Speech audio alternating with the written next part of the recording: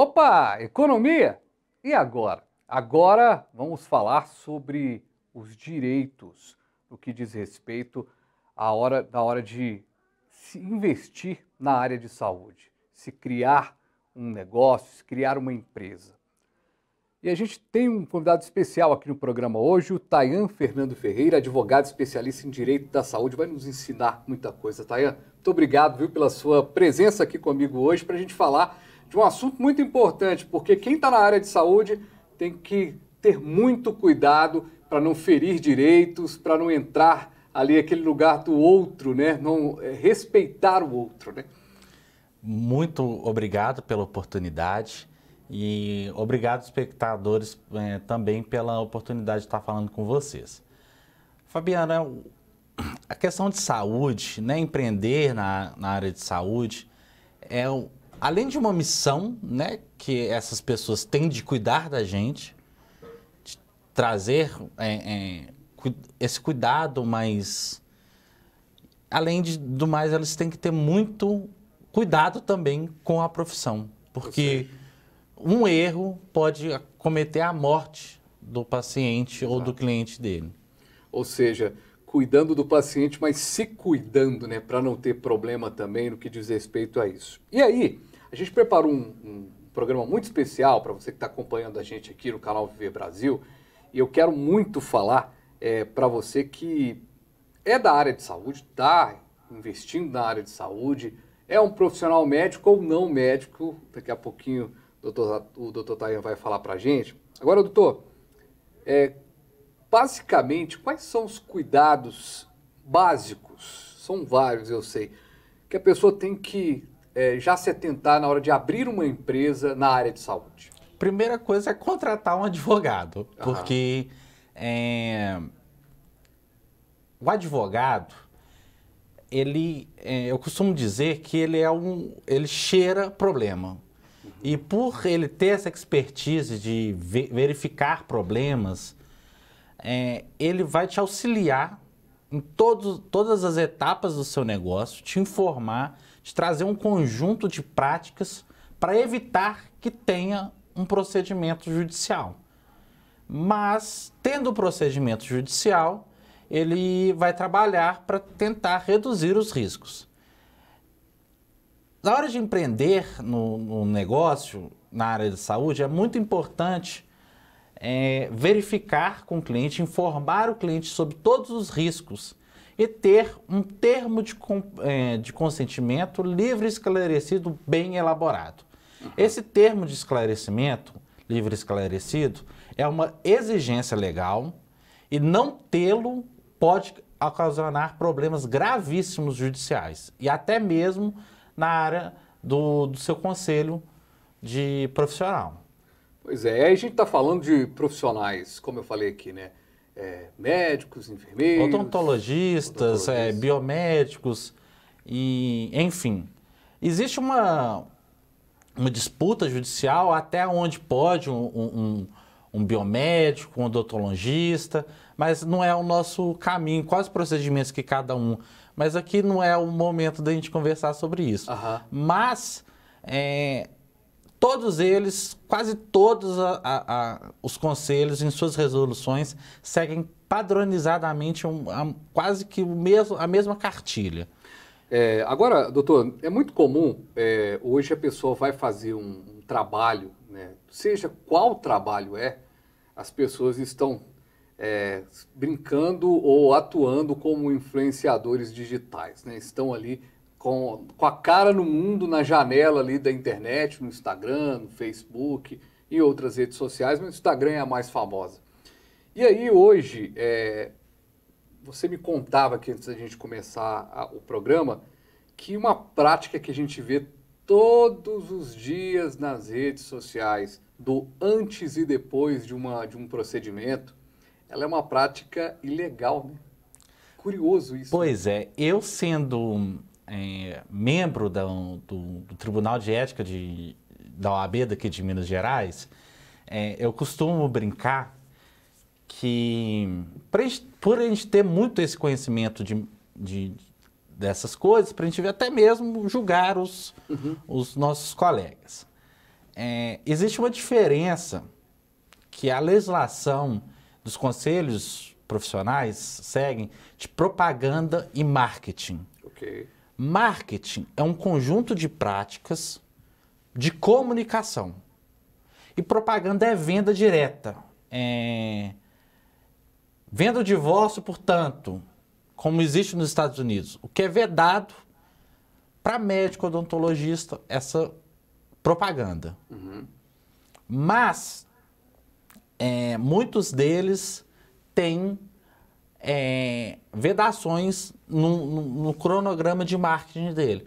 Antes e depois, propaganda sedutora, propagandas que induzem a procedimentos estéticos, que induzem a cirurgias plásticas compulsivamente.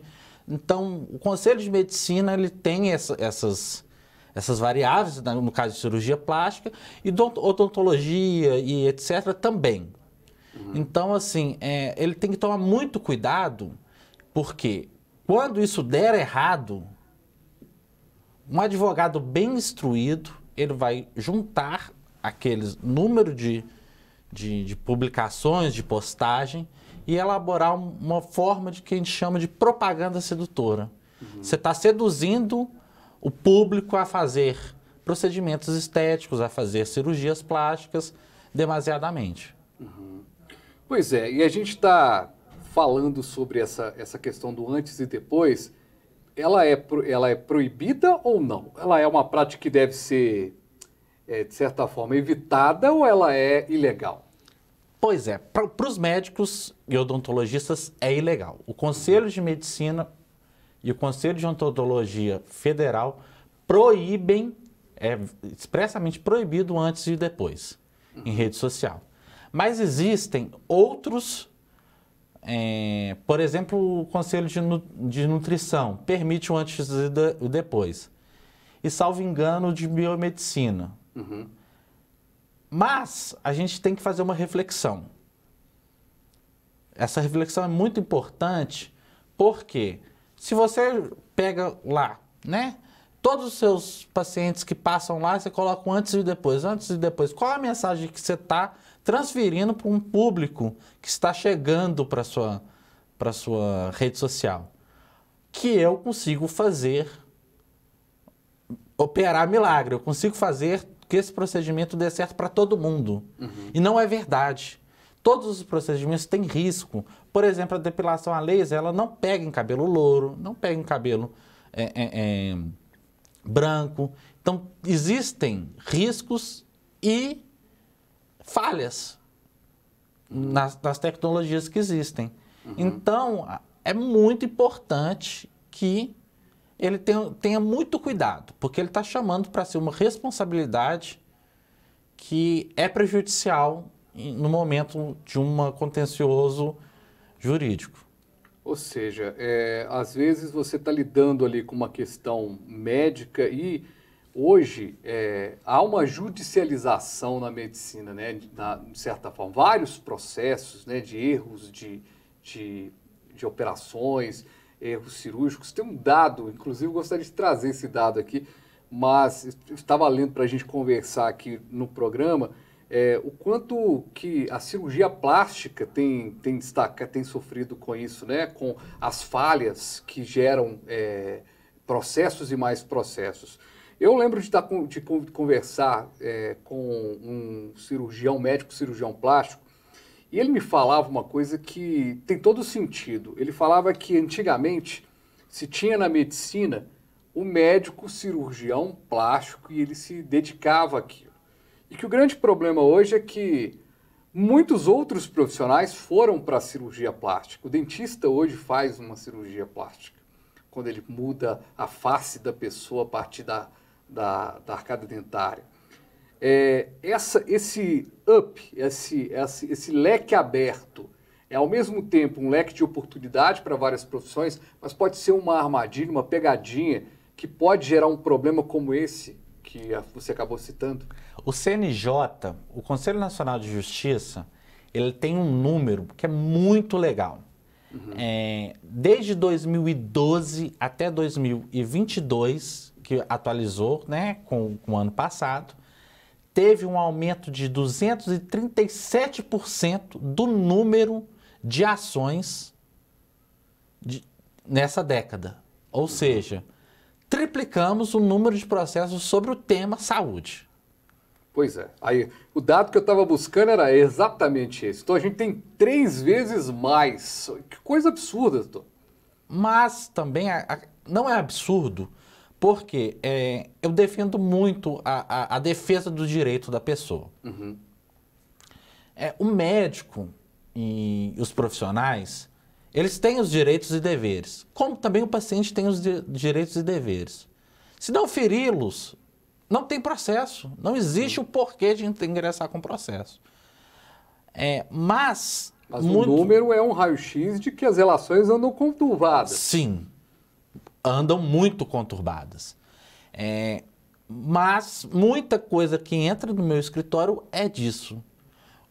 Na hora que você vai ver o raio-x de defesas de profissionais que eu faço, na hora que você vai ver o raio-x, ele não fez um estudo do seu empreendimento com um advogado especializado para evitar os riscos. Na hora que você vai pegar, não tem termo de consentimento livre esclarecido, e quando tem, ele pegou da internet o modelinho. Ok. Então, assim,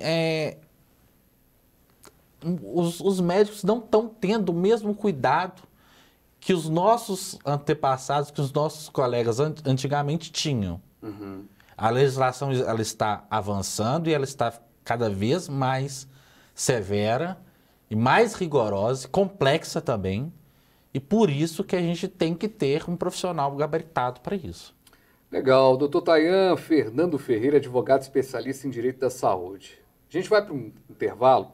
Na volta eu quero abordar um pouco do que a gente pode dizer para o nosso telespectador que é telespectadora que é apenas o paciente, não o cliente ali daquele procedimento, qual a atenção que ele deve ter na hora de fechar ali um contrato, né, para o serviço, e qual que é a atenção também que o médico deve redobrar. Já demos uma pontadinha, né, que a turma está meio desligada às vezes se comparado no passado. E também entender um pouquinho mais sobre essa exposição nas redes sociais. A gente vai falar um pouquinho sobre isso no que diz respeito à área médica. A gente vai para um breve intervalo e volta rapidinho aqui com o nosso Economia. E agora?